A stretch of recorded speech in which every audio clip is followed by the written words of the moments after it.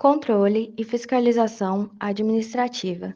O controle e fiscalização administrativa é a atribuição das vigilâncias sanitárias, PROCONs e órgãos públicos ligados à agricultura, agropecuária e saúde.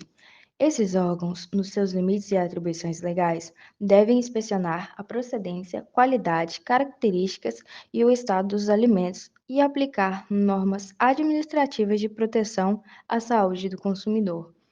O papel das vigilâncias sanitárias, que é através de um conjunto normativo específico sobre alimentos e saúde, leis, decretos, códigos sanitários e resoluções, tem um papel fundamental nesse processo, zelando pelo cumprimento das normas e aplicando sanções administrativas, por exemplo, multas, apreensões, inutilização do produto e interdição de atividades. Os crimes contra o consumidor e as relações de consumo estão previstos nas leis 8.078 e 8.137 de 1990, depois de uma extensa evolução de proteção legal, com fiéis de questões socioeconômicas com a devida proteção jurídica dos consumidores em uma sociedade livre e democrática. O marco histórico da tutela jurídica das relações de consumo foi a Constituição Federal, com seu artigo 5º, inciso 32. O Estado promoverá, na forma da lei, a defesa do consumidor. E o que é a relação de consumo? A relação de consumo é toda a relação existente entre consumidor e fornecedor, seja ele de um produto ou de um serviço que ocorrerá mediante a prestação de um serviço oferecido para uma atividade fim. Crimes contra o consumidor pela internet. A quem recorrer? O uso da internet acabou por trazer o direito penal uma necessidade de aperfeiçoamento no combate aos crimes, dentre os quais os contras dos consumidores, pois a navegação virtual traz um mundo de difícil caracterização dos preconceitos exigidos pelo direito penal clássico.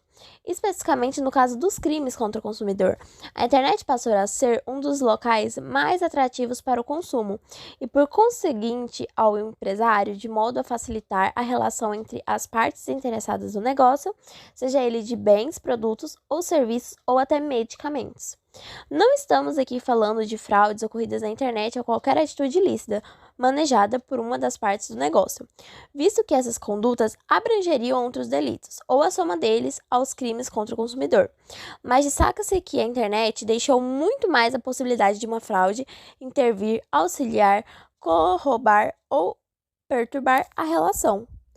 O uso da internet e o commerce tornaram-se parte do mercado de consumo brasileiro, o que acaba por trazer à relação consumerista uma praticidade diretamente proporcional a uma certa insegurança, ou seja, o grande e famoso medo, pois é sabida a possibilidade de ser uma vítima de uma fraude, ela na venda em si, seja ela na operação para a concretização do negócio.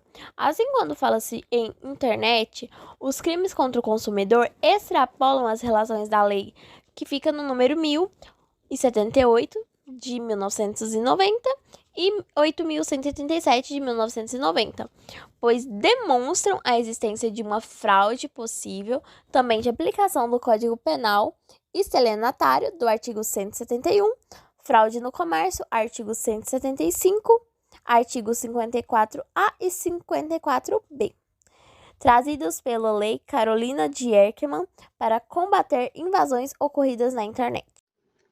Portanto, é importante destacar que o crime previsto no artigo 7º, inciso 9 da Lei nº 8.137 de 1990, tem suscitado divergências nos tribunais brasileiros quanto à sua classificação, como o perigo concreto ou abstrato e a necessidade ou não de laudo pericial. Então, o Superior Tribunal de Justiça recentemente se posicionou no sentido que o referido crime é de perigo concreto, exigindo a realização do exame pericial para comprovar as condições impróprias do produto ao consumo. Espera-se que esse novo entendimento do STJ possa direcionar as decisões dos diversos tribunais brasileiros quanto à questão.